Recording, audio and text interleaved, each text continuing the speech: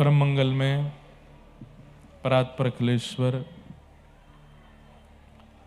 अकारण करुणा वरुणालय भक्त वांछा कल्पतरु तड़िद्वत विनिंदित पीतांबरधारी श्री बालकृष्ण लाल की वांगमयी शब्दमयी प्रतिमूर्ति हम आप सबके मध्य में विराजमान श्रीमद् भागवत महापुराण को बारंबार प्रणाम।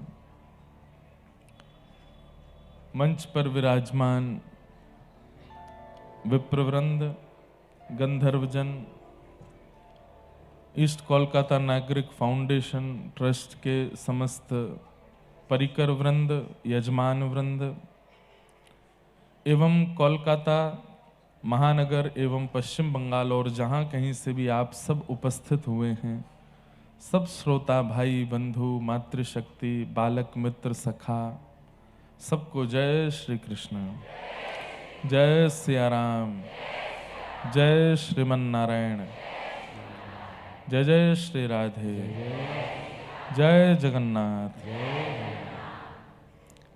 ठाकुर जी की बड़ी कृपा हुई, कलकत्ता नगरी में पहली बार कथा सुनाने के लिए आने का अवसर मिला। वैसे 2-4 बार कलकत्ता आए हैं, बंगाल में भी कथाएं हुई हैं। उखड़ा एक स्थान है, वहाँ पे कथा हुई, रानीगंज में कथा हुई, मेदिनीपुर यहाँ से थोड़ी दूरी पर है, वहाँ भी कथा कहने का अवसर मिला। और अभी कुछ दिन बाद हम आसनसोल भी आ रहे हैं। कुछ समय मुझे नहीं पता कब है, पर इसी साल है, अगस्त जुलाई से पहले ही है आसनसोल में, वो भी बंगाल में ही है। तो आसनसोल में कथा होगी और फिर जून के महीने में जगन्नाथपुरी में भी कथा है। महाप्रभु जगन्नाथ जी का प्राकट्य दिवस या कह ले हम लोग जन्मोत्सव, वो स्नान पूर्णिमा रहती है। स्नान पूर्णिमा, ज्येष्ठ पूर्णिमा, और ठीक ज्येष्ठ पूर्णिमा से एक दिन पहले कथा विश्राम होगी और ज्येष्ठ पूर्णिमा का फिर ठाकुर जी का ज्येष्ठाभिषेक का दर्शन करेंगे। सब क्रम कथाओं के लगे रहेंगे और फिर 20 से 26 नवंबर दोबारा आपके कलकत्ता में आएंगे। खूब आनंद के साथ बंगाल के भक्तों के चरित्र यह केंद्र बिंदु रखेंगे। और हमको कल निवेदन किया गया बहुत लोगों के द्वारा कि महाराज जी जैसे ब्याहुला बरसाने में हुआ, एक बार कलकत्ता में भी ब्याहुला कीजिए ठाकुर जी का। ब्याहुला के लिए ब्याह, ठाकुर जी के ब्याह जैसी बुद्धि वाले लोग चाहिए। अब जिन्होंने संसार के ब्याह देखे हैं वो ठाकुर जी का ब्याह जब देखेंगे ना, तो कईयों का हो सकता है मन ना लगे, क्योंकि ठाकुर जी के ब्याह में कुछ मांगने की इच्छा नहीं रहती। संसारी ब्याह में तो हम भोजन की इच्छा से जाते हैं, हमको कुछ बधाई मिलेगी, नेक मिलेंगे, इस भाव से जाते हैं। ठाकुर जी के ब्याहुला में तो केवल और केवल प्रिया प्रियतम का विलास दिखता है, सुख दिखता है। अब वैसी बुद्धि, वैसे विचार, वैसा भाव सबके चित्त में आ नहीं पाता है। प्रेम को जितना गोपनीय रखा जाए उतना अच्छा। हमने लाल जी का ब्याहुला 1 वर्ष पहले ही, जब ठाकुर जी का नाथद्वारा में उत्सव था, तो वहां 4 पर्ची डाली थी और उसमें भाव रखा था, अगर बरसाने की पर्ची आ गई तो मतलब समझ जाएंगे कि ठाकुर जी ब्याह करना चाहते हैं, तो ब्याहुला करेंगे। नाथद्वारा में ही घोषणा हो गई थी कि ठाकुर जी की बरसाने की पर्ची आई, ब्याहुला हुआ। इतने सारे वैष्णव आए, 1.5 लाख लोग तो बारात में थे ठाकुर जी की में। इतनी लंबी बारात जीवन में नहीं देखी होगी, 6 किलोमीटर लंबी बारात। जहां कथा स्थल था वहां से लेकर के, और जहां से बारात शुरू हुई, मतलब बारात शुरू क्या, बारात को खड़े करने में ही 6 किलोमीटर की हो गई हो, इतनी लंबी बारात। और मैं क्या बताऊं, उसका तो वर्णन मैं कर नहीं सकता। युवा थे, 90% बालक थे उस बारात में। कोई डॉक्टर है, कोई इंजीनियर है, कोई पायलट है, कोई कैबिन क्रू है, कोई पढ़ाई कर रहे हैं, स्कूल के हैं, कॉलेज के हैं, सारे बच्चे। और कैसी उन्होंने बारात ठाकुर जी की सजाई थी, मैं अभी तक उस स्मृति का मैं बखान नहीं कर सकता। हमारे व्रजमंडल में गलियां सड़कें थोड़ी छोटी हैं, अब कई लोग बेचारे नाली में गिर गए, कई बगल में नहर में डूब गए, डूबे मतलब कूद काद गए, कई लोगों के ऊपर घोड़े उछल गए, घोड़े भी देख करके बोले जीवन में ऐसी बारात तो हमने भी नहीं करी कभी। अद्भुत था। कितने बालक ऐसे थे। उस दिन एकादशी और थी, शततिला एकादशी और मकर संक्रांति। मकर संक्रांति हमारे ठाकुर जी का जन्मोत्सव होता है, गिरधर लाल जी का। अब से जन्मोत्सव और ब्याह उत्सव दोनों होंगे ठाकुर जी के मकर संक्रांति पे। हर वर्ष होता ही है, हर वर्ष 6 साल से हो रहे हैं ठाकुर जी के उत्सव। कितने बालक उस दिन भूखे थे एकादशी, निर्जला की कई बालकों ने। और कई का मतलब मैं ये यहाँ पे 10-15 की बात नहीं कर रहा हूं, 1000 की तादाद में बालकों की निर्जला एकादशी थी उस दिन। और जिस दिन व्यक्ति निर्जला करता है उस दिन मेहनत ज्यादा नहीं करता, क्यों, प्यास लगेगी। लेकिन वो बालक कड़कती धूप में और 6-7 किलोमीटर लाखों की तादाद में भीड़ में चल रहे हैं, उछल रहे हैं, गा रहे हैं। एक बालक को मैंने देखा, उसके लिए मुझे बता रहे थे महाराज जी, वो जिससे मिलता उसको बोलता बधाई हो, और थोड़े शब्दों में ऊंचे स्वर में। रात तक उसका गला बैठ गया था और आंखों से केवल आंसू बहावे और नाचता ही रहे। क्यों? हमारे गिरधर लाल जी की शादी है, हमारे गिरधर लाल जी का ब्याह है। तो भाई ब्याहुला, वहां पे आप अगर केवल एक यजमानत्व निभाने आओगे तो ब्याहुला यहां नहीं हो पाएगा। ब्याहुला तो फिर ब्याह की तरह ही होगा। कलकत्ता पूरा सजाया जाएगा, पूरी नगरी सजे, और महाराज सबसे पहला निमंत्रण भद्रकाली मैया को ही दिया जाएगा कि आप पधारो। ब्याहुला होगा तो फिर ब्याह की, ठाकुर जी का ब्याह है वैसे ही होगा। बरसाने में 1-1.25 लाख लोग इकट्ठे हुए एक ही दिन में। कलकत्ता से कम 4-5 लाख की उम्मीद करते हैं, तब जाकर के होगा ब्याहुला। अब महाराज जहां तक दिख रहे हैं खोपड़ी खोपड़ी दिख रही है, सिर पर बांधे, और सब नाच रहे हैं, अपने अपने ग्रुप बना के नाच रहे हैं। कोई वहां बरसाने में यही हो रहा था, बच्चों के ग्रुप बन गए थे, एक ग्रुप वहां नाच रहा है, एक ग्रुप वहां नाच रहा है, और उनको कोई व्यवस्था की दिक्कत वो नहीं कि हमारी व्यवस्था नहीं है या हमको भोजन नहीं मिल पाया, कोई अपने आप अपने लगे हैं। कोई बालिकाएं आ गई, बोले कि हमको मेहंदी लगानी आती, हम सबकी मेहंदी लगा दो, मैं लगाओ। अब जब मेहंदी लगाने बैठी, जब 500-600 हाथ हो गए, वो महाराज जी इतनी ही आती है बस। मैंने कही तो जितने, अब जिनको नहीं आती वो बेचारे ऐसे ही बिंदियां लगा घूम रहे थे। ठाकुर जी का ब्याह है, बहुत आनंद था। अब उसकी तो स्मृति अद्भुत है। तो किन्हीं का भाव हुआ था कल कि महाराज जी ब्याहुला यहाँ पे भी हो। मैंने कहा करेंगे, ठाकुर जी कृपा करेंगे कभी तो कभी ब्याह का उत्सव भी ठाकुर जी के तो नित्य ब्याह, रोज ब्याह होते हैं। कोई ब्याह की ऐसी तिथि थोड़ी है कि एक बार ही ब्याहुला होगा ठाकुर, नित्य ब्याह होते हैं ठाकुर जी के। हर दिन ठाकुर जी सेहरा पहनते हैं। हमारे वृंदावन में राधा वल्लभ जी रोज ब्याह करते हैं, और बाहर मंदिर के लिखा होगा आज ठाकुर जी का ब्याहुला है, आज ठाकुर जी का ब्याह है। सेहरा पहन करके ठाकुर जी आते हैं, खूब सुख देते हैं। उस सुख का अनुभव एक बार यदि चित्त से कर लिया तो फिर संसार नीरस लगने लगेगा। फिर संसार के सुखों में, संसार के रसों में आपको अच्छा नहीं लगेगा। फिर ठाकुर जी के ब्याह के बाद किसी और के ब्याह में जाओगे तो फिर वो ब्याह में जो दंपति हैं वो सुहाएंगे ही नहीं। इसलिए हमने भी ठाकुर जी से पहले ही कर लिया कि भाई कहीं लाल जी के ब्याह को रंग चढ़ गयो तो हमारो कहीं ऐसा हो जाए कि मैं ही बेरस हो जाऊं अपने ब्याह में। लाल जी का ब्याह अद्भुत है। और यह भी था एक बात कि हमारा ब्याह हुआ तो ज्यादातर लोगों के मन में वही ब्याह छप गया। मैंने कहा अरे ये क्या ब्याह है, ये देखो ये होता है ब्याह। तो हमारा ब्याह ना छपे, ठाकुर जी का छपे चित्त में। संसारी व्यक्ति का ब्याह यदि चित्त में छप गया तो संसार ही मिलेगा, लेकिन ठाकुर जी को ब्याह छप गया तो निकुंज मिलेगा, वृंदावन मिलेगा। इसलिए फिर ठाकुर जी का ब्याह हुआ, अद्भुत ब्याह हुआ। कल हम लोगों ने बड़े प्रेम और भाव से ठाकुर जी की मधुर रास बिहार का प्रसंग, अब इतना विस्तृत तो मैं नहीं बोल पाया, रास का प्रसंग है बहुत अद्भुत, पर ठाकुर जी ने सब गोपांगनाओं के साथ रास बिहार किया। कल मैंने एक बात कही कि ठाकुर जी अगर कलकत्ता में जन्मते तो काली मैया की तरह होते।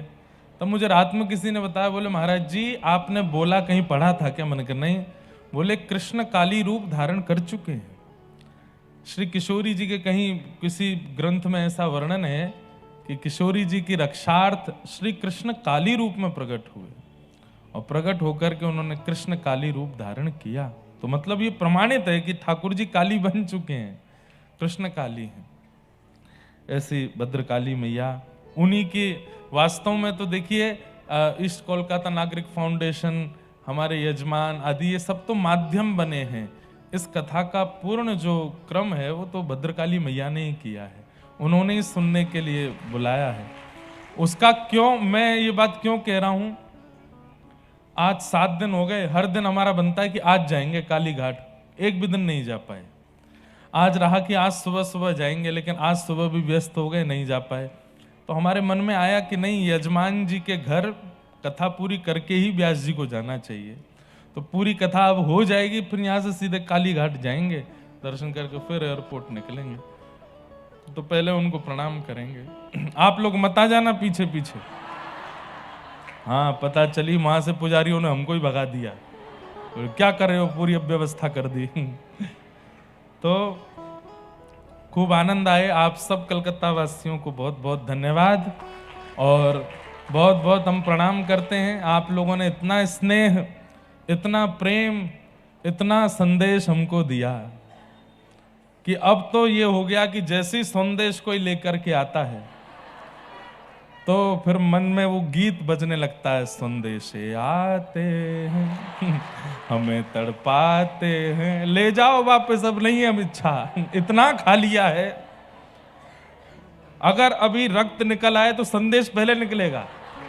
इतने वैरायटी के संदेश खवा दिए हमको 7 दिन में। अब तो जिस घर में जाऊं वहां संदेश पहले आवे। मैंने कहा कुछ नमकीन है, मेरी जीभ, आंख, नाक, कान सब मीठा हो गया है संदेश खा खा के। तो खूब आनंद आया। आप सब कलकत्ता के लोगों ने बहुत संदेश दिया है। हाँ, पुचका खाया। एक जगह गए थे तो वहां घर में ही पुचका बना था और उसमें भी वैरायटी, उसमें भी इतनी वैरायटी, पुचका में पुचका, पुचके में पुचका। कलकत्ता वालों की जीभ की जय हो। इतनी चटोरी और रसीली है कि आप लोग सामान्य रोटी सब्जी तो शायद 365 दिन में एक आध दिन ही खाते होंगे। इतनी वैरायटी के भोजन बनते हैं यहाँ पे, सब्जियों के ऐसे ऐसे। एक जगह गए वहाँ बंगाली भोजन, हमारे मुरारका जी उनके गए, वहाँ बंगाली भोजन था। कहीं गए वहाँ पे सब हमारे भाई लोग, हमारे कई गुरु भाई, इतने गुरु भाई हैं हमारे यहाँ कलकत्ता में, सब जिन्होंने पिताजी से दीक्षा ली है, सब हमारे बड़े गुरु भाई, गुरु बहन। ये तो किसान जी बैठे हैं, ये भी हमारे गुरु भाई हैं। सब हमारे राम अवतार जी और सब हमारे विक्की भैया, सब हमारे गुरु भाई हैं यहाँ पे।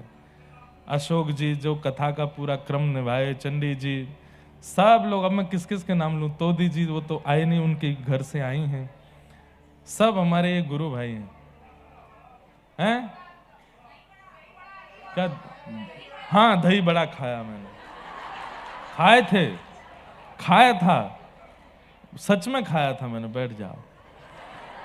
तो खूब सुख मिला। अब नवंबर की प्रतीक्षा कीजिए आप लोग। उससे पहले तो बहुत कथाएं देखो कलकत्ता में होती रहती हैं, इतने बड़े बड़े वक्ता यहाँ आते हैं, सबकी कथा में जाया कीजिए। हमारी आपसे प्रार्थना, सनातन धर्म को आज की तारीख में बंटवारा करने में सब लोग तुले हुए हैं।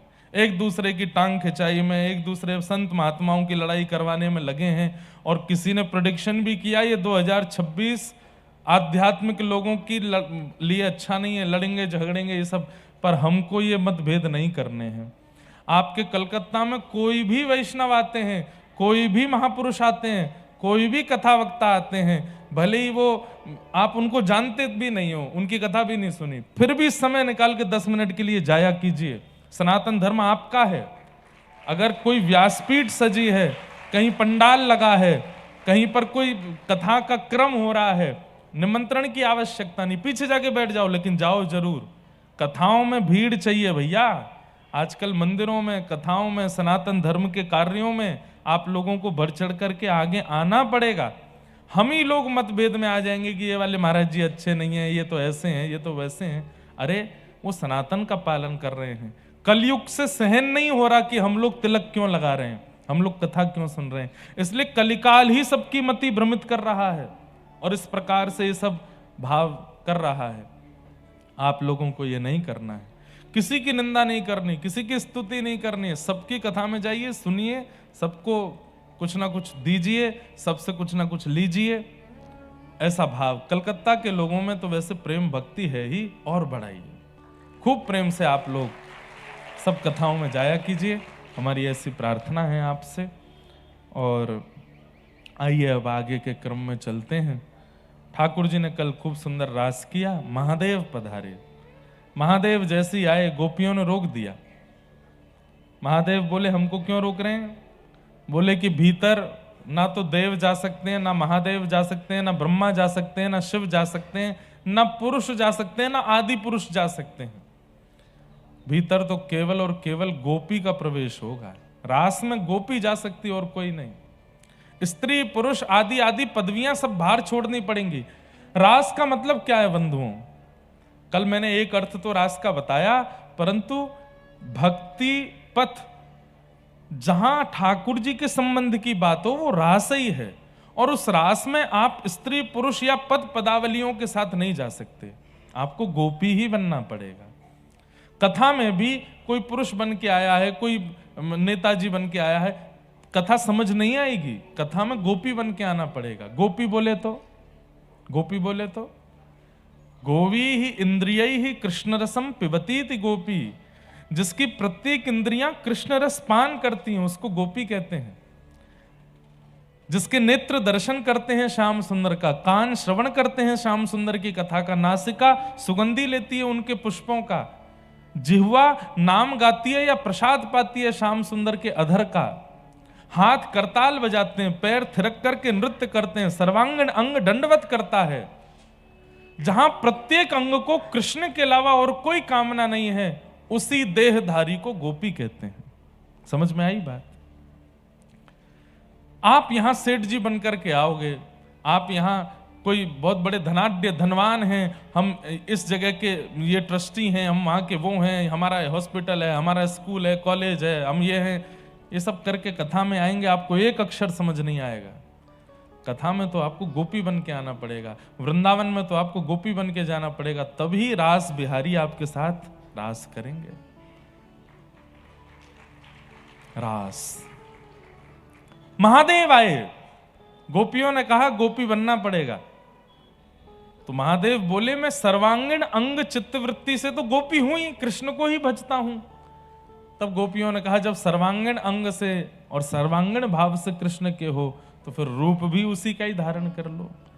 पहली बार महादेव, देवादिदेव महादेव, होठों में लालिमा लगाई है, गले में हार पहना है, आंखन में काजल लगाए हो है, कानन में कुंडल पहने हैं, अपनी जटाओं को धो करके केश बना दिया है, सिर पर चुनरी पहनी है, हाथों में चूड़ी पहनी है, और देवों के देव महादेव वृंदावन के उस प्रेम रस का आस्वादन करने के लिए गोपी बन गए। बोलो गोपेश्वर महादेव की।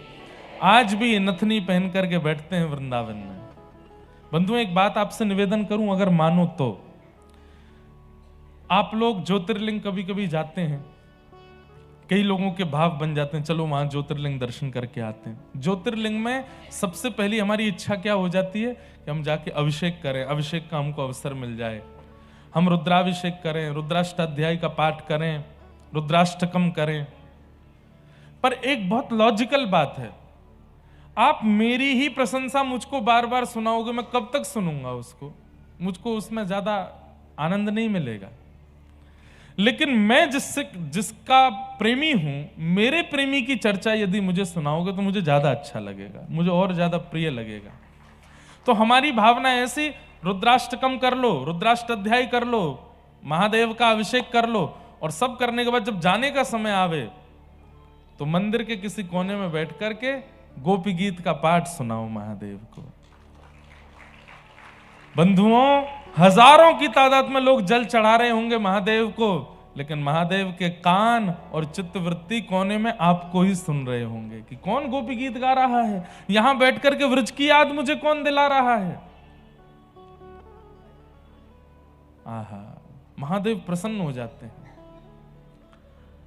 कई लोग कथा में अभी भी बैठे हैं जिनका ये नियम, मैंने पूर्व में कथा की तो उन्होंने ये नियम लिया, वो आज भी महादेव के पास जाते हैं तो सब जो रिचुअल है वो सब करते हैं, बिल्व पत्र चढ़ाना, दूध से अभिषेक करना, जल चढ़ाना, परंतु जब वो बाहर आते हैं तो गोपी गीत का पाठ सुनाते हैं, महादेव को गोपी गीत सुनाते हैं। हम कह रहे हैं ज्योतिर्लिंग नहीं भी जा पाते तो आपके कलकत्ता में जहां भी महादेव के स्थान हैं, जहां भीड़ भाड़ ना होती हो, वहां पहुंच जाइए और जाकर के गोपी गीत का पाठ सुनाओ। तब कथामृतम तप्त जीवनम कविभिरीडितम कल्मष। गोपी गीत का पाठ पता है क्या है? जैसे हमारे घर के माताजी, पिताजी, दादी, दादा, कभी कभी उनको याद आ जाती है तो अपने ब्याह की एल्बम निकाल लाते हैं। कभी कभी अपने ब्याह की अगर रिकॉर्डिंग हुई होती है तो सीडी चला करके बच्चों को दिखाते, देखो हमारा ब्याह देखो। और उस दिन वो साल में एक दो बार ही होती है वो घटना घर में, जब पुराने चित्र निकाले जाते हैं तो देखेंगे दादी भी भावुक हो गई, माताजी भी भावुक हो जाती हैं, सब प्रेम में भर जाते हैं, सब लोगों में एक ऐसे मिलनसार हो जाते हैं, सब एक साथ बैठेंगे, अरे देखो मुझे देखो मैं कैसा लग रहा था, कैसा भावुक हो जाते हैं कितनी बार। ऐसे ही देवादिदेव महादेव वो सदैव त्रिपुंड लगा करके रहते हैं, वो सदैव जटाजूट धारण करके कैलाशपति बन करके रहते हैं, सदा पार्वती नाथ कहलाते हैं। इतना ज्यादा ऐश्वर्य मिल गया है महादेव को, वो सदा प्रसन्न रहते हैं उसमें। लेकिन जब कोई व्रज का स्मरण कराता है और गोपी गीत का पाठ सुनाता है तो महादेव के नेत्र बंद हो जाते हैं। याद आता है कि जब राधा कृष्ण नृत्य कर रहे थे, यमुना जी नृत्य कर रही थी, आकाश में देवी देवता नृत्य कर रहे थे, तब मैंने गोपी रूप धारण किया था। और मेरे गोपी रूप धारण करते ही मुझे बाहर से भीतर रास भूमि में लेकर के गए कृष्ण और मेरे साथ रास किया। उस प्रसन्नता से महादेव इतने भावुक हो जाते हैं कि गोपी गीत गाने वाले को, उस रास का अनुभव कराने वाले को कुछ नहीं देते, केवल और केवल कृष्ण प्रेम दे देते हैं, कृष्ण भक्ति दे देते हैं। और हमें चाहिए क्या? हमें महादेव से और तो कुछ चाहिए नहीं। इसलिए मेरी प्रार्थना है, व्रज के उपासकों को चाहिए कि महादेव से कृष्ण भक्ति की कामना करो। हमारे वृंदावन में कृपालू जी महाराज हुए, जिनका प्रेम मंदिर है, उन्होंने एक बहुत अच्छी रचना गाई। उस रचना में एक पंक्ति इतनी सुंदर है, गोपी प्रेम की भिक्षा दीजे, गोपी प्रेम की भिक्षा दीजे, कैसे हूँ मोहे अपनों कर लीजे गो। पीछे आवाज नहीं आ रही, आवाज नहीं आ रही और टीवी में दिखाई दे रहा है। हाँ तो आवाज अभी करवाते हैं। बंधुओं, ये महादेव से मांगा कीजिए। वैसे तो कृपालू जी महाराज के इस पद में वो किशोरी जी से मांग रहे हैं, सरस किशोरी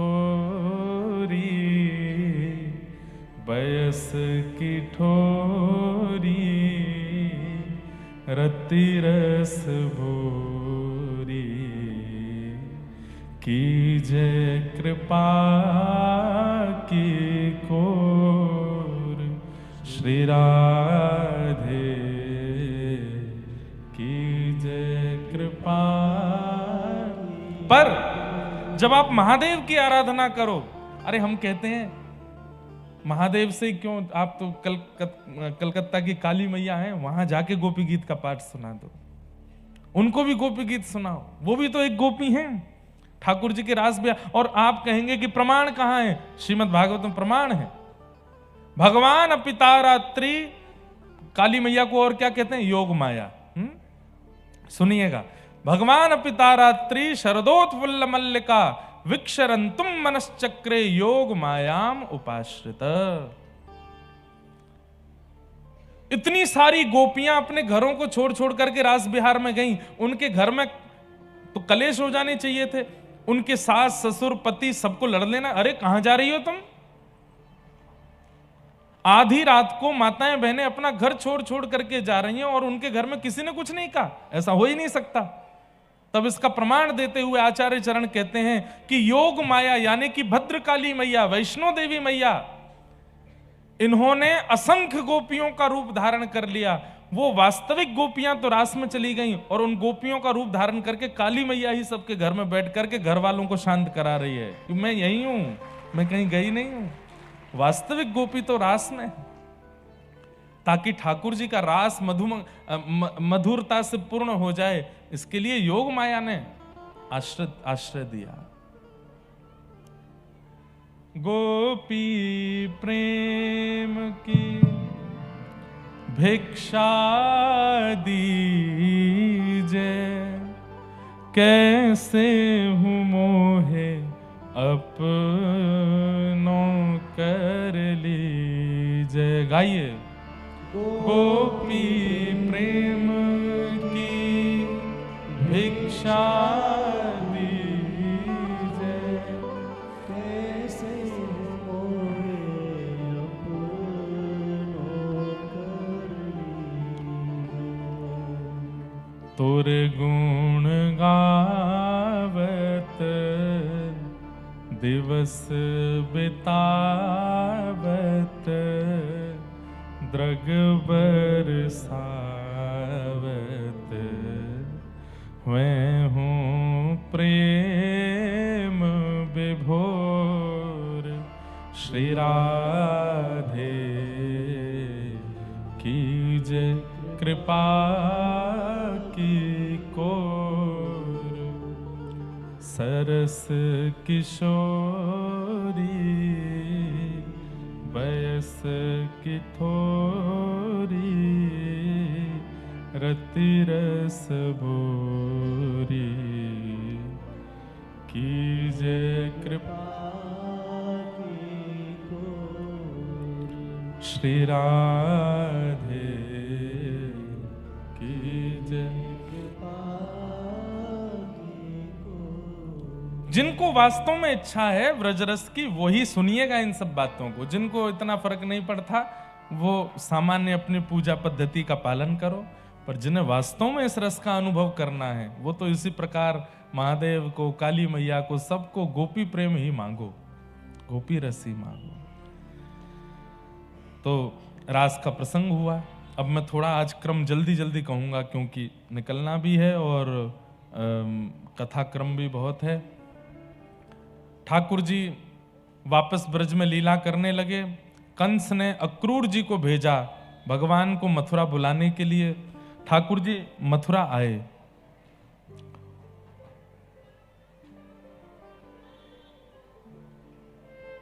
तो थोड़ी देर तो सुन रहे थे सब लोग, अब अचानक से बोले बीच में। पहले भी आ रही थी आवाज, पहले आ रही थी, अब नहीं आ रही है। ये यहां बैठे हैं माइक वाले भैया, इनको ले जाना उठा के, यहीं धल लो कलकत्ता में। अब हम क्या करें, अब जितना श्रम है उतनी तेज बोलेंगे, आप सुन लो थोड़ी देर। हाँ, तो क्या बोल रहा था मैं? हाँ, तो अक्रूर जी आए। अक्रूर जी आकर के ब्रजवासियों से, बहुत भावुक प्रसंग है इसलिए मैं ज्यादा इसमें नहीं जाऊंगा, आकर के उन्होंने सब ब्रजवासियों को, नंद रानी, यशोदा मैया, नंद बाबा, सबसे निवेदन किया और श्री ठाकुर जी व्रज से मथुरा गए। बहुत भावुक प्रसंग है। मथुरा जाकर के ठाकुर जी ने कुबल्यापीड़ हाथी का उद्धार किया, धनुष भंजन किया, कुब्जा के ऊपर कृपा की, और सब करते हुए ठाकुर जी कंस के पास पहुंचे। बड़े बड़े मल्लों के साथ युद्ध करते हुए 50 सिड्डी ऊपर बैठे हुए कंस को उठा करके नीचे पटक दिया। भगवान ने उसका वध कर दिया। बोलो कंस मर्दन भगवान की। कारागृह में जाकर के ठाकुर जी ने देवकी और वसुदेव जी को मुक्त किया, और उन्हें मुक्त करा करके ठाकुर जी ने अपने नाना जी यानी कि कंस के पिताजी, उनको मथुरा का राजा बनाया, उग्रसेन जी को राजा बनाया। ठाकुर जी ने वसुदेव जी से प्रार्थना की, पिताजी अब मैं पढ़वे जानो चाहूं। 12 वर्ष की अवस्था में ठाकुर जी विद्यालय गए पहली बार। कितनी वर्ष की अवस्था में? 12। बंधुओं, हमारी आपसे प्रार्थना है, इसमें कोई हमारी बात को गलत रूप से मत ले जाइएगा। छोटे बच्चों को थोड़ा बड़ा होने दिया कीजिए। बहुत छोटी अवस्था में हम लोग स्कूल और अपने घर से दूर भेजना शुरू कर देते हैं। घर से बाहर निकले बिना कुछ बन नहीं पाएंगे बच्चे, ये बात फैक्ट है। पर 5 वर्ष तक बालकों को माता पिता परिवार का संरक्षण चाहिए, चाहिए, चाहे 24 घंटे वो घर में चाहिए। बुरा नहीं मानिएगा। आजकल माताएं अपने समय को थोड़ा एकांत मिल जाए, हमको थोड़ा आराम मिल जाए, इसलिए बच्चों को स्कूल भेजना शुरू कर देते। 2.5-3 साल के बच्चे स्कूल जा रहे हैं। कितने? 1.5 साल। 1.5 साल के बच्चे।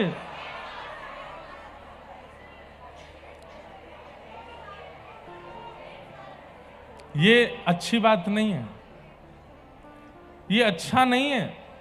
शास्त्र आज्ञा करते हैं, लालयेत 5 वर्षाणि 10 वर्षाणि ताड़येत प्राप्ते तु 16 वर्षे पुत्रम मित्र वदाचरेत। 5 वर्ष तक बालकों को केवल माता पिता और परिवारी जनों के संग ही रहना चाहिए, 24 घंटे रहना चाहिए। एक क्षण के लिए भी आपके नेत्रों से दूर नहीं जाना है उसको। मां के हृदय का और बालक के हृदय का एक कनेक्शन रहता है। वो जितने समीप रहते हैं 5 वर्ष तक, उतना प्रेम बालक में रहता है। इसलिए आजकल के बच्चे 16 वर्ष के बाद में इतने डिस्कनेक्ट हो जाते हैं अपने माता पिता से, परिवार से। वो पढ़े लिखे हो जाते हैं, एजुकेटेड हो जाते हैं, पर संस्कार शून्य, संस्कार 0 है उनका। बुरा नहीं मानिएगा, हम अनेक घरों में जाते हैं, बच्चा देखते ही पहचान जाता हूं मैं कि इसमें संस्कार नहीं है। अब तो हमारी कथा में बहुत युवा आने लग गए, प्रयास कर करके उनको संस्कार थोड़ा थोड़ा सिखा रहे हैं। पर यहां बैठे इतने लोग, आप लोग गए थे 1.5 साल की उम्र में स्कूल, इसलिए आज तक सनातन से जुड़े हुए हो, आज तक अपने माता पिता की परवाह करते हो, आज तक प्रेम लक्षणा भक्ति का पालन कर रहे हो, सब कर रहे हो। इन बच्चों को आपने 1.5 वर्ष की अवस्था में ही दूर कर दिया। बच्चों को दूर भेजना चाहिए। श्री कृष्ण भी गए हैं, राम भी गए, पर उसकी एक आयु है। प्राथमिक शिक्षा जिसको हम कहते हैं प्राइमरी, ये प्राइमरी पहले था ही नहीं। बच्चे का घर ही प्राइमरी स्कूल होता है। उसके माता पिता, दादी दादा, नानी नाना, यही उसको प्राइमरी शिक्षा देते हैं। लेकिन आजकल सब लोग अपना स्पेस चाहते हैं, इसलिए बच्चों को भेज देते हैं और इसका फिर दुष्परिणाम भोगना पड़ता है। ठाकुर जी 12 वर्ष की अवस्था में, लगभग 11, साढ़े 11, 12 वर्ष की अवस्था में ठाकुर जी विद्यालय पढ़ने के लिए गए। सांदीपनी उपाध्याय जी के पास में। कहाँ गए? उज्जैन, अवंतिका पढ़ने के लिए। और वहां ठाकुर जी को एक सखा मिले जिनका नाम था श्री सुदामा जी। बंधुओं, एक शायद अनसुनी बात आपको बताएं, अभी हम पिछली कुछ कथा से सुनाने लगे। सुदामा जी से ठाकुर जी की इतनी प्रीति क्यों बन गई? ऐसा क्या दिया सुदामा जी ने जो ठाकुर जी उनको अपना इतना घनिष्ठ मित्र मानने लगे? तो प्रसंग आता है कि ठाकुर जी जब विद्यालय में पढ़ने लगे तो उनको व्रज की याद आती थी। व्रज छोड़ के आए थे, और व्रज छोड़ करके आए तो मथुरा भी छोड़ना पड़ा विद्यालय पढ़ने के लिए। तो इतना स्मरण होता था व्रज का, इतनी याद आती थी ठाकुर जी को। सुदामा जी ठाकुर जी की ओर देखते और बोलते ही, लाला पूरे दिना ऐसो रूठो सो बैठो रे, ना कछु खावे ढंगते ना बोले, बस कोने में, एक कोने में ठाकुर जी बैठे रहते। तो श्री सुदामा जी ने कैसे अपने सख्य का निर्वहन किया। एक सखा कैसा होना चाहिए, ध्यान से सुनो। मित्र और सखा इन दोनों में अंतर होता है। यदा कदा मिलती, जो कभी कभी मिले, काम पड़ने पर मिले, जरूरत होने पर मिले, उसको मित्र कहते हैं। पर संग खावे, संग रहवे, संग ही रहे, आपके दुख को अपना दुख माने, उसे मित्र, उसे सखा कहते हैं। ठाकुर जी ने मित्र अनेक बनाए, पर पूरी कृष्ण लीला में भगवान के सखा केवल 3 हैं। सखा केवल 3 हैं ठाकुर जी के। सुदामा जी सबको पता है, अर्जुन भी सबको पता है, और तीसरे हैं उद्धव जी। उद्धव जी ठाकुर जी के सखा, दैत्य सखा। बल्कि उद्धव जी को मैं कह दूं तो कोई अतिशयोक्ति नहीं, सुदामा जी और अर्जुन से भी ज्यादा श्रेष्ठ ठाकुर जी के सखा अगर कोई हैं तो वो उद्धव जी हैं। उनके लिए कहा है कृष्णस्य दैत्य सखा। दैत्य सखा मतलब घनिष्ठ, घनिष्ठतम मित्र हैं। मतलब ठाकुर जी अपने मन विचारों तक की बात उद्धव को बता देते हैं, इतने सखा। ठाकुर जी ने सखा 3 ही बनाए। तो इसका मतलब एक बात समझिए, जीवन में मित्र खूब रखिए, पर सखा 2-3 से ज्यादा मत बनाइए। आपके संग खाने का अधिकार, आपके संग बैठने का अधिकार, आपके संग घूमने का अधिकार, वो सबका नहीं होना चाहिए। और सखा ढूंढना बहुत बड़ी बात है, इसलिए 3 तो सबसे मैक्सिमम है, कम से कम एक ही सखा होना चाहिए। और सबसे बढ़िया सखा तो ठाकुर जी हैं। ठाकुर जी को सखा मानो। और देखो, ठाकुर जी सखा नहीं बन सकते तो ठाकुर जी के जनों को अपना सखा बनाओ। अभी यहां कथा में आप सब लोग, कई लोग आ रहे हैं, रोज आ रहे हैं, बगल में कोई बैठने वाला श्रोता आपको लगा हो 4-5 दिन से, भाई ये बहुत अच्छा बढ़िया से कथा सुनती हैं या सुनता है, उसको बोलो तो तुम मेरे सखा बन जाओ। क्यों बोलो? फिर दोनों कथाओं में जाया करेंगे, दोनों साथ में मंदिर जाया करेंगे। वो स्त्री पुरुष वाला नहीं, वो वाले सखा नहीं बनना। अच्छे, जो हमारा नाक मत कटवा देना कहीं वो काम करके। सखा मतलब भगवत संबंधी से सखा बनो। और सखा 1 या 2 से ज्यादा से ज्यादा 3, इससे ज्यादा सखा ना हो। तो भगवान के सखा श्री सुदामा जी मन में सोचते कि लाला पूरे दिन रूठो बैठो रे, कहा करूं या के काजे। तो श्री सुदामा जी ने पूरी जांच की, यशोदा मैया कैसे लाड़ करती हैं, कैसे प्रेम करती हैं, कैसे बुलाती हैं। श्री दामा तन सुखा, मन सुखा, धन सुखा, सबके बारे में सुदामा जी रोज सुनते ठाकुर जी से। और फिर सुनकर के श्री सुदामा जी ही कभी तन सुखा बन के आ जाते, कभी मन सुखा बन के आ जाते, कभी श्रीदामा की तरह बोलने लगते, कभी यशोदा मैया की तरह गोद में सुला लेते, कभी गुरुकुल में मक्खन चुरा करके लाते और यशोदा मैया की तरह अपने हाथ से पवाते। इतना स्नेह देते। ठाकुर जी के सुख का विचार किया सुदामा जी ने, इसलिए ठाकुर जी ने उनको अपना सखा बना लिया। बोले मेरा सबसे प्रिय सखा है श्री सुदामा जी। व्रज का विरह नहीं करने दिया ठाकुर जी को, इसलिए ठाकुर जी ने श्री सुदामा जी को अपना सखा माना। आप भी अपने घर के ठाकुर जी को बंधुओं सुख देने का प्रयास किया करो। अभी हमारी सेवा कैसी होती है, हमें जिसमें सुख मिलता है उसमें ठाकुर जी सुख ले लीजिए, नहीं। सेवा का मतलब होता है ठाकुर जी का जो सुख है उसमें हम सुख लेंगे। अब लोग बाग इसमें पढ़े लिखे लोग बात बनाते हैं कि भगवान को कोई सुख की कामना, वो तो सर्वव्यापी सर्वगुण संपन्न, उनको कुछ। इसका मतलब ये थोड़ी होता है कि कोई व्यक्ति करोड़ों का टर्नओवर करता है, अरे भैया इसको रोटी बनाने की क्या जरूरत है, इसके पास तो मशीन होंगी रोटी बनाने वाली, इसके पास तो मशीन होगी दाल निकालने वाली, इसके पास तो ये। अरे सामान्य जरूरतें सबकी पूरी होती हैं, लेकिन हम ये भी माने कि वो परमात्मा है, तो भी अगर वो परमात्मा ही हैं तो ब्रज में फिर लीला करने क्यों आए? ये सारी लीला, ये सारा भाव, ये प्रेम क्यों प्रकट किया ठाकुर जी ने? वो चाहते हैं कि हम उन्हें वह स्नेह, वह प्रेम, वह भाव प्रदान करें। जगन्नाथपुरी में साक्षी गोपाल भगवान है, वृंदावन से आए हैं यहां पर। एक तीर्थ यात्रा हुई और उस तीर्थ यात्रा में एक वयोवृद्ध की सेवा एक युवा करता था।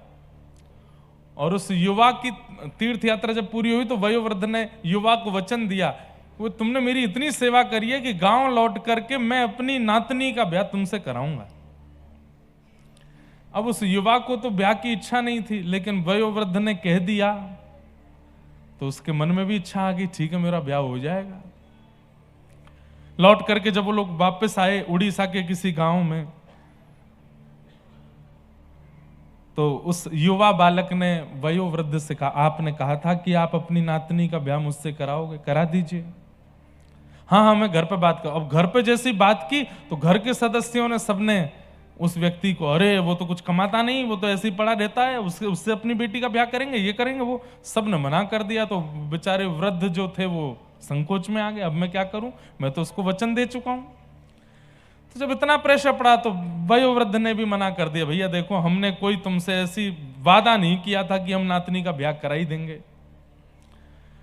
उस युवा ने कहा ब्याह मत कराइए, लेकिन सच तो बोलिए, आपने कहा था कि आप ब्याह कराओगे। अब वयोवृद्ध भी अड़ गए, नहीं मैंने नहीं कहा था।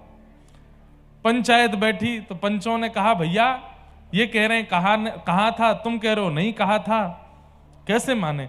कोई तीसरा था जो गवाही देगा कि इन्होंने कहा था?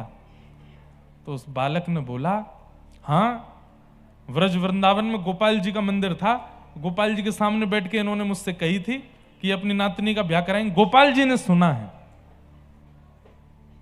गोपाल जी ने सुना है। सुन करके सारे गांव के लोग हंसने लगे, बोलो गोपाल जी का सुनना तो ना सुनने के बराबर है। लेकिन पता नहीं उस युवा के चित्त में कैसा विश्वास, गोपाल जी ने सुना है। पंचों ने भी हंस करके कह दिया, अच्छा तो ठीक है, तो जाओ गोपाल जी को बुला लो, वो आके अगर कह देंगे कि इन्होंने नातनी के ब्याह का कहा था तो हम तुम्हारा ब्याह करा देंगे। और पंच सारे वयोवृद्ध से बोले, अब गोपाल जी तो आने नहीं, तुम अपनी नातनी का कहीं कर दो ब्याह। वो बालक बोला, मैं आज ही निकल रहा हूं वृंदावन। पहुंच गया वृंदावन, और वृंदावन में श्री गोविंद देव जी का मंदिर है, रंग जी के मंदिर के पास, वहीं पास में ही गोपाल जी का वो मंदिर था।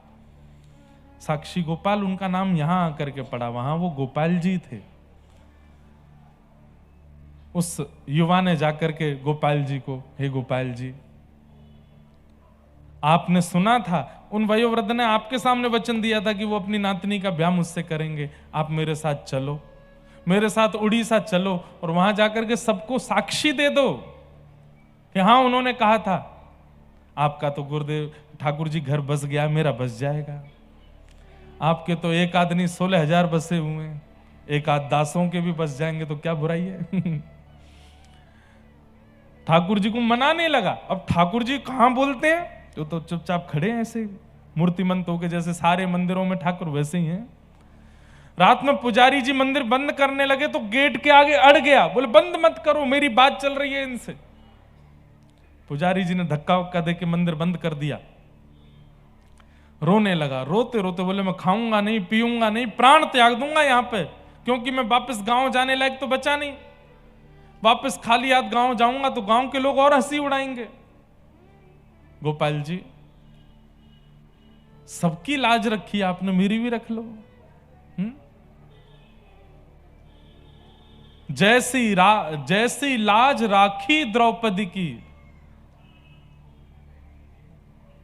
होन न दीन उघारी, जैसी लाख राखी अर्जुन की, भारत युद्ध पछारी। ऐसी मेरी भी लाज रखो ना नाथ, चल दीजिए मेरे साथ। आधी रात का समय हो गया, रो रहा था, बिलख रहा था, कुछ खा पी नहीं रहा था। तो बंद मंदिर के भीतर से गोपाल जी बोल पड़े, ए पागल, क्यों रोता है, कुछ खा पी ले, कहीं चला जा। बोले आप ही बोल रहे हैं ना अंदर से? बोले हाँ मैं ही बोल रहा हूं, मैं तुझसे ये कह रहा हूं कि भाई मैं कहीं आता जाता नहीं हूं, और ये कलिकाल चल रहा है, घनघोर कलयुग चल रहा है, मैं ज्यादा हिलता डुलता नहीं हूं, इसलिए तू चला जा, मेरे पीछे मत पड़, और तू जा, उससे बढ़िया कन्या से तेरा ब्याह हो जाएगा, और मैं हिलता डुलता नहीं हूं, कहीं आता जाता नहीं हूं, चला जा चा। रोता रोता बाहर से बोला, हिलते डुलते नहीं हो तो बोल कैसे रहे हो? जब बोल सकते हो तो हिल भी सकते हो, जब बोल सकते हो तो चल भी सकते हो। अब तो मैं और नहीं जाऊंगा, जब आप बोल सकते हो तो चल भी सकते हो, चलो मेरे संग। और रात भर हो गई, ठाकुर जी ठाकुर जी अंदर से ही बात कर रहे हैं। बोले तुम मुझे कैसे लेके जाएगा? बोले कि मैं व्यवस्था कर लूंगा, बैलगाड़ी में ले चलूंगा। अरे 1-1.5 महीना लगेगा पहुंचने में। तो बोले 8 बार भोजन करता हूं मैं दिन में, अष्टयाम भोजन लगता है मेरा। बोले मैं सब व्यवस्था कर दूंगा, चल दो मेरे साथ। इतना उसने प्रेम से पुकारा। अंत में वो बोल गया मुझे ब्याह नहीं करना है, लेकिन अब मेरे मन में इच्छा हो गई है कि मैं ठाकुर को ले जाऊं अपने गांव में जाके विराजमान, अब आप चल दो। ठाकुर जी बोले ठीक है मैं चल दूंगा, पीछे मुड़ के नहीं देखना, हाँ? जब भोजन कराना होगा तभी मेरे सामने आना। और अर्धरात्रि में ही ठाकुर जी वर्षों से वृंदावन में सेवा करा रहे थे, अचानक से निकल गए, बैलगाड़ी पे बैठ गए। बोले चल ले चल अपने प्रांत में, तेरे यहां विराजेंगे, वहीं रहेंगे। 8 बार भोजन करते हैं दिन में, और भोजन करते करते करते जो 1 महीना में पहुंचने थे 3 महीना में पहुंचे। इतना भोजन करते हैं। और जब चलते थे तो ठाकुर जी नृत्य करते हुए चलते थे, पांव के नूपुर बजते थे। जैसे ही उत्कल प्रांत में पहुंचे, समुद्री रेत उसमें जैसे ही चलने लगे तो ठाकुर जी के नूपुरों में धूल भर गई, तो आवाज नहीं आई। तो उसको लगा पता नहीं ठाकुर जी रुक गए क्या पीछे। जैसे ही पीछे मुड़ के देखा तो ठाकुर जी तो त्रिभंग ललित श्याम सुंदर वहीं स्तब्ध हो गए। बोले अब नहीं जाऊंगा आगे। तेने पीछे क्यों देखा? बोले आपके नूपुर की आवाज ही नहीं आई मुझे।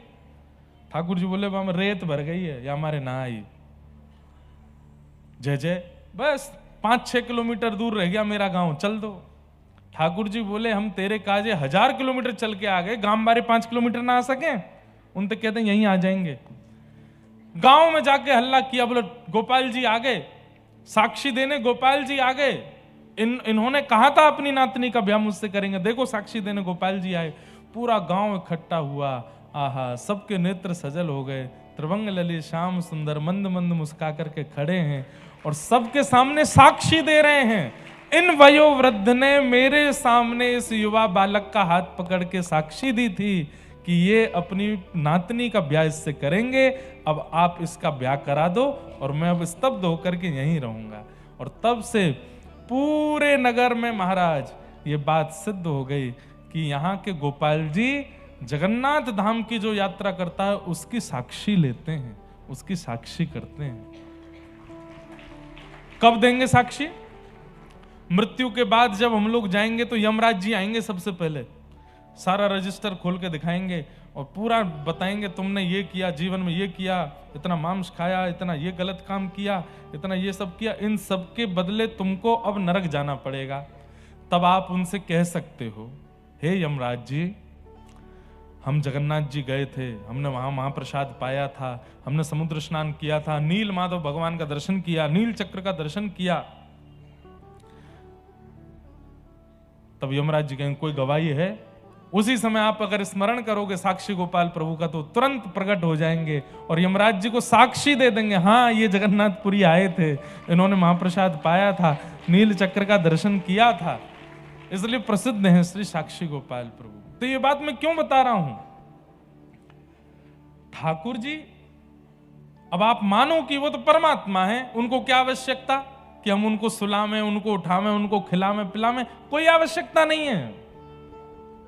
पर जब प्रेम होता है तो अनावश्यक व्यक्ति के साथ भी प्रेम प्रकट किया जाता है। अब घर पे प्रधानमंत्री आ जाए, उसको चाय की कोई कमी है, उसको भोजन की कोई कमी है, लेकिन आपका भाव रहता है ये हमने बनाया है, प्रेम से पाइए ना थोड़ा सा। हमने कोई महाराज जी आ जाए, संत आ जाए, उनको कोई कमी है? सब कुछ है उनके पास, पर फिर भी आप अपने प्रेम के अधीर होकर के दक्षिणा भी देते हो, माला भी पहनाते हो, सौल भी उड़ाते हो, कुछ खाने को भी देते हो, चाय की भी पूछते हो। ये प्रेम ही तो है। ऐसे ही ठाकुर जी के पास कोई कमी नहीं है, पर हमारा प्रेम है कि हम उनको देवें, हम उनको सुलावें, निलावें, उठावें, सब क्रिया करावें। क्या पता वो इतने रीझ जाएं हमसे, इतने रीझ जाएं जैसे सुदामा से रीझ गए, और रीझ करके कभी हमें स्वीकार कर लें। बस इसीलिए तो हम सब प्रेम लक्षणा भक्ति का मार्ग चुन रहे हैं। खूब भाव से सेवा करो, आपके सुख से ठाकुर जी विराजे नहीं, ठाकुर जी के सुख से आप विराजो। एक नियम बना लीजिए, रात्रि में कई बार मैं तो लेट हो जाता हूं, रात में 8:30 बज जाते हैं, फिर मैं घरों में गया तो लगभग सबके ठाकुर जी के दर्शन करने पहले घर में ठाकुर जी के दर्शन करता हूं। तो मुझे तब तो मैं नहीं बोल पाया, लेकिन आज बोल देता हूं। अब हम आए थे 10 बजे, 10:30 बजे, किसी के घर पहुंचे 12 बजे, ठाकुर जी तब तक जग ही रहे थे। ये नहीं करना है। 2 चीज का नियम बना लीजिए। एक तो सुबह ठाकुर जी की मंगला, चाहे मैं कहता हूं 4 बजे नहीं करो, 6 बजे करो, 7 बजे करो, 8 बजे, 9 बजे करो, पर वो समय से होनी चाहिए। 9 बजे मतलब 9 बजे। कल हम क्रिकेट खेलने चले गए तो वहां महाराज जी बोले एक मैच और, एक मैंने कि महाराज जी सेवा है ठाकुर जी की, तो बोले नहीं एक और खेल। तो फिर हमने अपने पंडित जी को भेजा कि आप जाके ठाकुर जी की सेवा करो, 9 से ऊपर नहीं जाना चाहिए। रात्रि में शयन का भी नियम रखो। भले ही महाराज जी 12 बजे आ रहे हैं, महाराज जी आके भोजन पानी करके चले जाएंगे, ठाकुर जी का शयन 8:30 होना है तो होना है। आप कहेंगे इसके पीछे कारण क्या है? कारण सुनो। हम लोगों का, हम तो मानव हैं, हम भी समय बांटते हैं सब में। ऐसे ठाकुर जी ने भी सबको समय दिया होता है, ठाकुर जी का भी समय बटा होता है।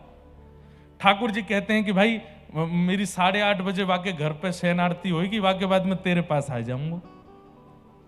अब आप 8:30 के 8:45 बजाते हो, 8:45 के 9 बजाते हो, 9 के 9:30 बजाते हो, तो अगले दिन से ठाकुर जी आना बंद कर देते हैं कि भाई ये बहुत विलंब करते हैं, मुझे अन्य भक्तों को समय देना है और ये समय से सेवा करते नहीं है, समय से प्रसाद पवाते नहीं है, समय से कोई ध्यान रखते नहीं है। इनके यहां पे मेरी मूर्ति विराजेगी, मैं नहीं विराजूंगा। मूर्ति में प्रतिष्ठा वैदिक मंत्रों से भी ज्यादा भाव से होती है। आपका समय नियमित है। ठाकुर जी की सुबह इतने बजे मंगला, चाहे दुनिया इधर उधर हो जाए मंगला होगी। और रात्रि में आप चाहे पार्टी में गए हो, चाहे शादी में गए हो, चाहे मॉल गए हो, चाहे पिक्चर देखने गए हो, आपका समय उसी अकॉर्डिंग चलता है कि ठाकुर जी की 7:30 8 बजे शयन होगी, उसके बाद ही मैं कहीं जा सकता हूं।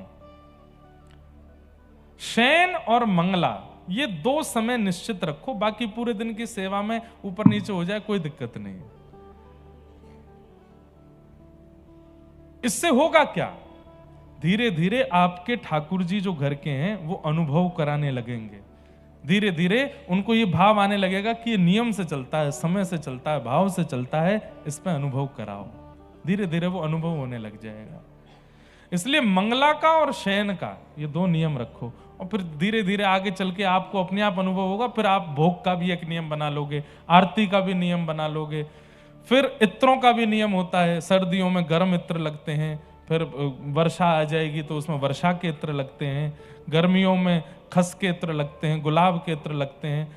मतलब ऋतु के अनुसार जैसे हम कपड़े बदलते हैं, वैसे ही ठाकुर जी की इत्र सेवा, चंदन सेवा, पोशाक सेवा उसी भाव से होनी चाहिए।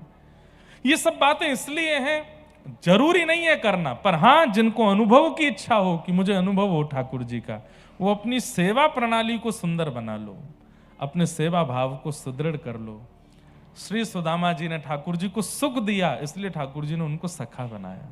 आप ठाकुर जी के सुख में सुखी रहिए, अपने सुख में ठाकुर जी को मत रखो। हम 11 बजे तक जग रहे हैं तो हमारे ठाकुर जी भी जग रहे हैं। हम अपने लाल जी को उत्सव जब होता है ना, ठाकुर जी का वार्षिक उत्सव, तब तो जगाते हैं 11-12 बजे तक। उसके लिए भी एक विशेष 9वां भोग और लगता है ठाकुर जी को उसको बोलते हैं श्रम भोग। क्या बोलते हैं? श्रम भोग मतलब मेहनत करिए। ठाकुर जी ने आज 4 घंटा ज्यादा जगे हैं तो ठाकुर जी को एक लोभ दे देते हैं, ठाकुर जी 2 घंटा एक्स्ट्रा थोड़ा मंदिर खुला रखेंगे, श्रम भोग पा लेना। श्रम भोग में क्या पाते हैं? मिष्ठान पाते हैं ठाकुर जी। प्रेम से मीठे का भोग लगाओ ठाकुर जी को, नया बना करके कुछ श्रम भोग। तो ये सब नियम है, सब भाव हैं। सुदामा जी मिले, तत्पश्चात ठाकुर जी वापस मथुरा आए। मथुरा आकर के भगवान ने जरासंध का उद्धार किया और 17 बार उसको हरा दिया। 18वीं बार ठाकुर जी ने उसको छोड़ दिया और स्वयं विश्वकर्मा के द्वारा बनाई गई नई नगरी में स्थापित हो गए, जिसका नाम हुआ द्वारिका। बोलो द्वारिकाधीश की। रण छोड़ करके ठाकुर जी भागे, युद्ध करते करते। क्यों? क्योंकि वो ब्राह्मणों को अनुष्ठान पर बैठा के आया था कि मैं भगवान को हरा दूं। ठाकुर जी बोले भैया ब्राह्मण अनुष्ठान पर बैठे हैं तो हमारी हार हो जाए, लेकिन हम इससे नहीं जीतेंगे। रण छोड़ करके द्वारिका विराजे। द्वारिका जाकर के बलराम जी का ब्याह रेवती जी से हुआ और श्री ठाकुर जी का ब्याह कौंडन्यपुर के राजा भीष्मक की पुत्री रुक्मणी से हुआ। रुक्मिणी साक्षात लक्ष्मी है। प्रश्न उठता है किशोरी जी के विषय में, तो मैं उसके कई बार उत्तर दे चुका हूं। किशोरी जी से विवाह का प्रसंग अलग है, और इस पूरे लीला में बीच में जो संशय हमारे चित्त में प्रकट होते हैं उसका भी कई बार उत्तर दे चुका हूं, आप लोग सोशल मीडिया पर सुन सकते हैं। ठाकुर जी का विवाह रुक्मिणी जी के साथ में हुआ, फिर भगवान के 8 प्रमुख विवाह हुए। 16,100 राजकुमारियों को भौमासुर ने बंदी बना रखा था, भगवान ने वहां से उनको मुक्त करा करके उनसे भी विवाह किया। भगवान की दिनचर्या चल रही थी, ग्रहचर्या देखने के लिए नारद जी आए। यहाँ भगवान ने जरासंध का भी उद्धार भीम के द्वारा कराया। राजसूय यज्ञ में अग्र पूजा करने के लिए ठाकुर जी गए, अग्र पूजा कराई और वहां जाकर के शिशुपाल का वध किया। तत्पश्चात ठाकुर जी सुदामा जी मिलने के लिए आए। भगवान ने सुदामा जी के साथ में परम पावन भेंट की। सब कथा आपने श्रवण की हैं खूब विस्तार से। भगवान अपने कुरुवंश को समझाते रहते हैं। अब मैं बस कथा को विश्राम की ओर लेके चलूं तो आप सब लोग बिल्कुल सावधानी से अंतिम श्लोक मेरे साथ में बोलिएगा, फिर हम कथा को विश्राम देंगे। ठाकुर जी ने यदुवंशियों को समझाया था कि मेरी संतान हो आप, मेरे परिवार हो आप, इसका कभी अभिमान मत करना। यदुवंशी बोले हम अभिमान करते नहीं, बोले करते हो, अभिमान करते हो इसीलिए कभी कथा सुनने नहीं जाते, कभी संतों का सम्मान नहीं करते। तो यदुवंशी बोल पड़े कि हमको कथा में जाने की क्या आवश्यकता, कथा में वो जाते हैं जिनको भगवान नहीं मिले, जब हमारे रिश्तेदारी भगवान है तो हम कथा में क्यों जाएं। ठाकुर जी बोले यही बात, मैं भले ही कितना भी तुमको प्राप्त हो जाऊं, सत्संग फिर भी नहीं छोड़ना है, नहीं तो मेरी सेवा में, मेरे सामिप्य में अपराध करते रहोगे। संतों का अपमान कभी मत करना, कथा का अपमान कभी मत करना। लेकिन यदुवंशी नहीं मानते भगवान की बात। बंधुओं, इसलिए ठाकुर जी से प्रार्थना करो कि आपको कभी अति बल ना मिले। व्यक्ति को जब भी अति बल मिला है, चाहे धन के रूप में, चाहे रूप के रूप में, चाहे साम्राज्य के रूप में, चाहे पहचानों के रूप में, व्यक्ति अभिमानी हुआ ही है। अति बल नहीं मिलना चाहिए। एक प्रकार से मैं कह दूं तो कोई अतिशयोक्ति ना हो, किसी व्यक्ति को यदि अति बल दे देते हैं ना ठाकुर जी, हर प्रकार का बल, उसके खूब सारे कॉन्टैक्ट्स हैं, खूब सारे उसके लोग हैं, खूब उसके पास में जन बल है, धन बल है, बाहुबल है, रूप बल है, इसका मतलब ठाकुर जी उसका पतन कराना चाहते हैं, इसीलिए अति बल देते हैं। लेकिन जिसको ठाकुर जी चाहते हैं कि ये सधे, उसको थोड़ा अपूर्ण रखते हैं, उसको थोड़ा खाली रखते हैं। मटका भरा होगा ना तो छलकेगा, लेकिन थोड़ा अपूर्ण है, थोड़ा खाली है, तो कितने भी दचकियां आ जाएं, पानी छलकेगा नहीं। इसलिए अपने जीवन में परिपूर्ण होने का विचार मत किया, मुझे ये भी आना चाहिए, मुझे वो भी आना चाहिए, मुझे ऐसा भी आना चाहिए। नहीं, थोड़ा अपूर्ण रहिए। थोड़ी अपूर्णता अच्छी है, और अपूर्णता से कुछ हो चाहे नहीं हो, एक काम होता है, अभिमान नहीं आता व्यक्ति के चित्त में। हां भाई, नहीं हम सर्वगुण संपन्न, आपको स्वीकार हो तो स्वीकार करो, नहीं हो तो बिल्कुल मत करो। हमें सर्वगुण संपन्न बनना भी नहीं है, क्योंकि जो सर्वगुण संपन्न है कहीं ना कहीं उसके अंदर अहम भी होता है, और अहम भगवत प्राप्ति में दोष है, भगवत प्राप्ति में कहीं ना कहीं रुकावट है। इसलिए थोड़े थोड़े अपूर्ण सब जगह रहिए। पढ़ाई बहुत अच्छी करनी आती है, जो पढ़ते हो याद हो जाता है, तो कुछ कुछ चीजों को थोड़ा ऐसा भी रखो कि जो याद नहीं करो, नहीं तो किताबी कीड़े बन जाओगे। भोजन बहुत अच्छा बनाना आता है तो कभी कभी नींबू वगैरह ज्यादा डाल दिया करो, नहीं नजर लग जाएगी भोजन को। गाड़ी वाड़ी चलानी आती, कभी कभी गड्ढे वड्ढा में गिर दो, एक आध व्यक्ति को स्पर्श तो कर ही दो स्पर्श ही करना, उड़ा मत देना। थोड़ी अपूर्णता अच्छी है, थोड़ी अपूर्णता अच्छी। अब मुझे कोई बोले महाराज जी भागवत कथा आप सुना देते हैं, भक्तमाल भी सुनाते हैं, मानस जी की राम कथा भी थोड़ी बहुत, अब वाल्मीकि सुनाऊं। मैंने कि कहीं तो अपूर्ण रहने दो मुझको, नहीं तो फिर पता है क्या होता है, सब कुछ आने के बाद आप दोष ही देखते हो दूसरों में। अरे ये इसको नहीं आता, इसमें तो हमने पढ़ा है, ऐसा लिखा वहां तो ये ऐसा कर रहा है। बुद्धि गर्विष्ठ, रूप गर्विष्ठ, यौवन गर्विष्ठ और ये गर्विष्ठता ही भगवत मिलन में बाधा बन जाती है। इसलिए थोड़ा अपूर्ण रहिए, भक्ति में भी अपूर्ण रहो। आप पूरे सूरदास नहीं बन सकते, पूरी मीराबाई नहीं बन सकते, पूरे तुलसीदास नहीं बन सकते। हाँ, प्रयास करो, पर पूर्णता पे मत। पूर्णता जैसी लग रही हो पूर्णता आने वाली है, रुक जाओ। पूर्ण नहीं होना है, परिपूर्ण नहीं होना। तो अब ये मैंने कह दी है बात, इस पर चिंतन कीजिएगा, इस पर मनन कीजिएगा कि क्या बात थी, क्यों कही गई। महाराज जी अभी बोले कल मैं कुछ किया है, वो रात तक सोचते रहे। हमने क्या कहा था कि प्रेम शब्द का विषय नहीं है, ये तो है ही है। और जो बोल दिया जाता हो, जो बता दिया जाता हो, वो कुछ और था, प्रेम तो नहीं था। पति ने अगर पत्नी के पूछने पर बता दिया कि तुम क्यों प्रेम करते हो, और पति ने बता दिया मैं इसलिए प्रेम करता हूं, इसलिए प्रेम, तो समझ जाना प्रेम है ही नहीं। उत्तर यही मिलता हो पता नहीं क्यों प्रेम करते हैं, आज तक पता ही नहीं चला, तो समझो ये प्रेम है। ये शब्द नहीं है, अक्षर नहीं है, वाक्य नहीं है, विचार नहीं है बताने को, वो प्रेम है। तो थोड़े अपूर्ण रहिए, परिपूर्ण मत बनिए।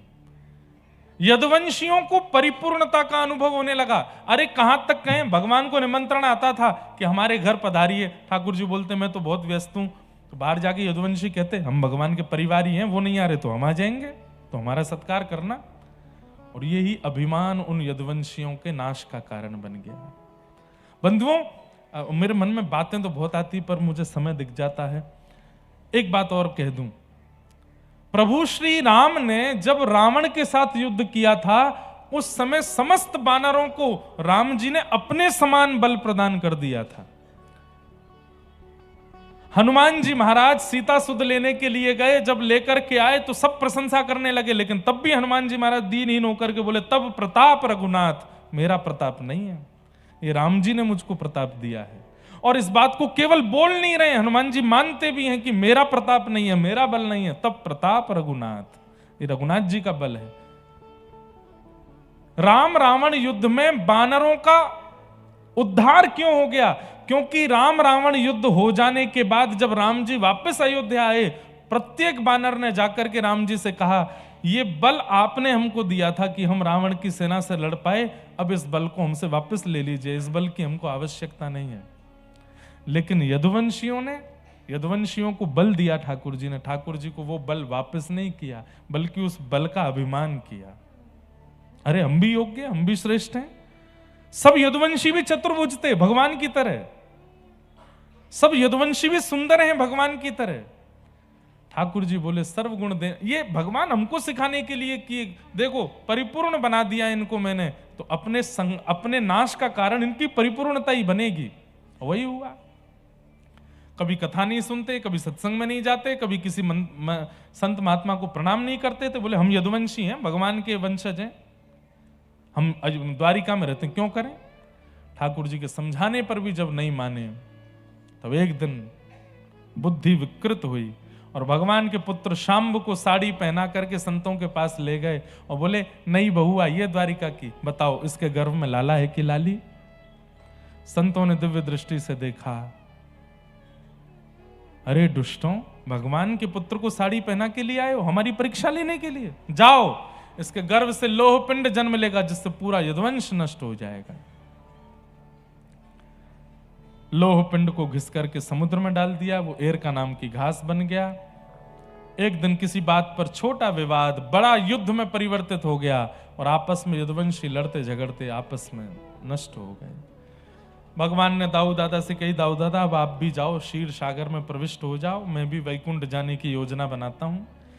अंत तो गत्वा भगवान ने एक वृक्ष के नीचे बैठ करके उद्धव, मैत्रेय मुनि आदि कुछ विशिष्ट जनों को भागवत धर्म का ज्ञान दिया।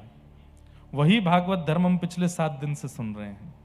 ये संपूर्ण ज्ञान ठाकुर जी ने उद्धव जी को दिया, मैत्रेय मुनि को दिया, नारद जी को दिया, आदि आदि सबको ये भागवत धर्म समझाया और कहा कि कलिकाल में इसका विस्तार करवाइएगा।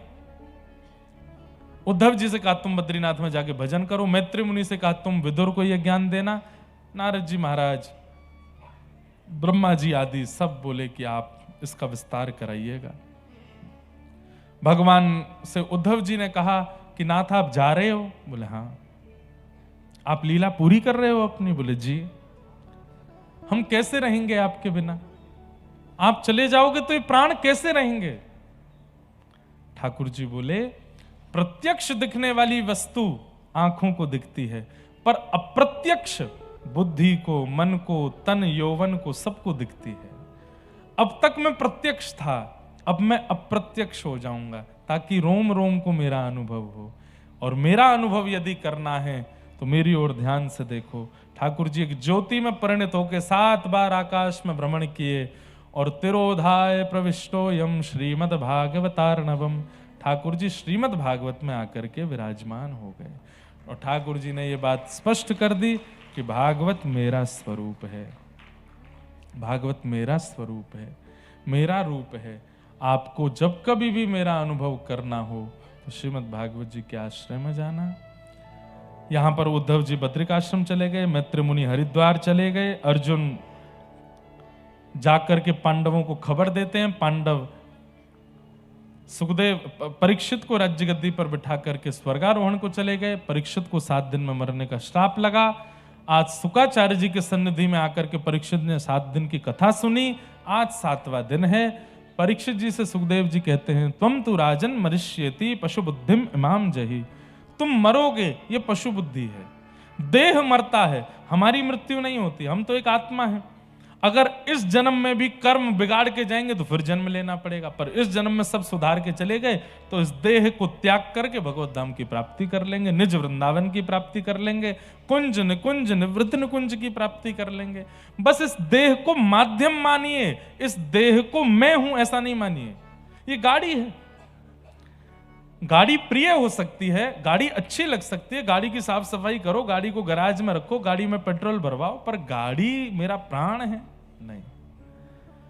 ये शरीर गाड़ी है, शरीर साधन है। इसको खिलाओ पिलाओ, खूब पुछ के खिलाओ, खूब बढ़िया इसको संदेश खिलाओ, खूब धुआंधार कपड़े पहनाओ, लेकिन ये देह मैं हूं ये बुद्धि मत रखो। ये मुझे केवल अपना कल्याण करने के लिए मिला है, इससे मैं कल्याण करूंगा अपना और जनमानस का। इस देह का यही कार्य है, ऐसा मान करके जीवन जीना प्रारंभ कर दीजिए। श्री परीक्षित जी महाराज की भगवत धाम गति हो गई, उन्हें हम बारंबार प्रणाम करते हैं। भागवत जी का अंतिम श्लोक सब लोग 3 बार मेरे साथ में दोहराएंगे। सब लोग बिल्कुल सीधे बैठिए, एक एक शब्द सुनकर के मेरे साथ बड़े भाव से बोलेंगे। भवे भवे यथा भक्ति, भवे भवे यथा भक्ति, भवे भवे यथा भक्ति, भवे भवे यथा भक्ति, पादयोस्तव जायते, पादयोस्तव जायते, तथा कुरुष्व देवेश, कुरुष्व देवेश, नाथस्त्वं नो यतः प्रभो, नाथस्त्वं नो यतः प्रभो, नाम संकीर्तनं यस्य, नाम संकीर्तनं यस्य, सर्वपाप प्रणाशनो, सर्वपाप प्रणाशनो, प्रणामो दुःख समनः, प्रणामो दुःख समनः, तं नमामि हरिं परम्, तं नमामि हरिं परम्, नाम संकीर्तनं यस्य, नाम संकीर्तनं यस्य, सर्वपाप प्रणाशनो, सर्वपाप प्रणाशनो, प्रणामो दुःख समनः, प्रणामो दुःख समनः, तं नमामि हरिं परम्, तं नमामि हरिं परम्, नाम संकीर्तनं यस्य, नाम संकीर्तनं यस्य, सर्वपाप प्रणाशनो, सर्वपाप प्रणाशनो, प्रणामो दुःख समनः, प्रणामो दुःख समनः, तं नमामि हरिं परम। बोलो वृंदावन बिहारी लाल की, श्री राधा रमण लाल की, श्री राधा वल्लभ लाल की, प्यारे राधा गिरधर लाल की, जगन्नाथ महाप्रभु की, बलभद्र सुभद्रा मैया की, नीलाचल धाम की, भद्रकाली मैया की, श्री गंगा मैया की, भारत माता की, सद्गुरुदेव भगवान की, सब संतन की, सब भक्तन की, सब विप्रन की, जय जय श्री राम, जय जय श्री राम, जय जय श्री राम। नमः पार्वती पतये, हर हर महादेव। क्या कह रही लाली हैं?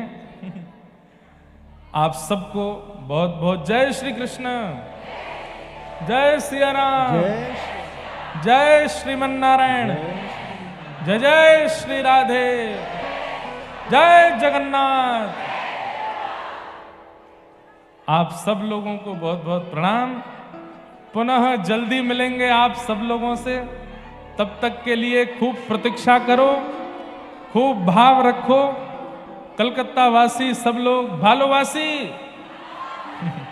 किमो नास्ची, जगन्नाथ चक्कानयन, जगन्नाथ चक्कानयन, नीलाचल वरे तू न संभाले तो हमें कौन संभाले। ओ तू न संभाले तो हमें कौन संभाले।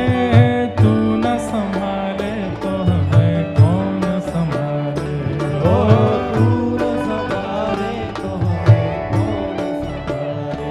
मेरी ये नैया है अब तो तेरे हवाले। मेरी ये नैया है अब तो तेरे हवाले। हाँ मेरी ये नैया है अब तो तेरे हवाले। मेरी ये नैया है अब तो तेरे हवाले। ओ तू न संभाले तो हमें कौन संभाले। हो तू न संभाले तो हाँ तू न संभाले तो हमें कौन संभाले। हो तू न संभाले तो भुजा उठा के गाओ। जगन्नाथ चक्कानयन, जगन्नाथ चक्कानयन। एक बार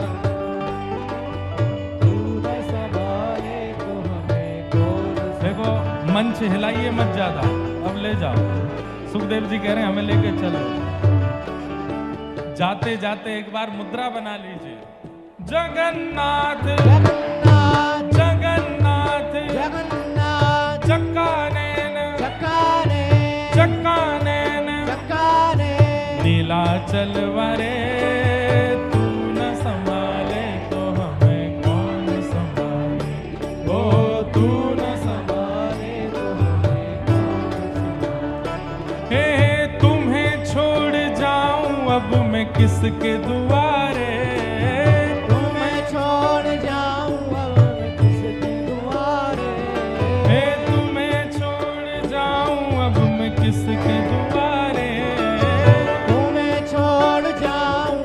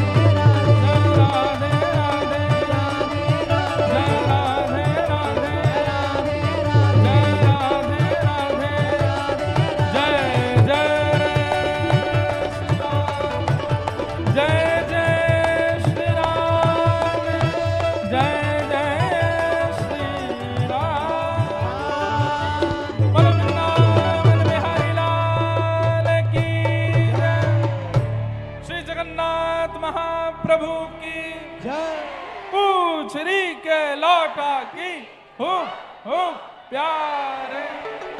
जय श्री कृष्ण, जय सिया राम, जय श्रीमन्नारायण। सबसे पुनः मिलेंगे नवंबर में, तब तक के लिए सबको प्रणाम।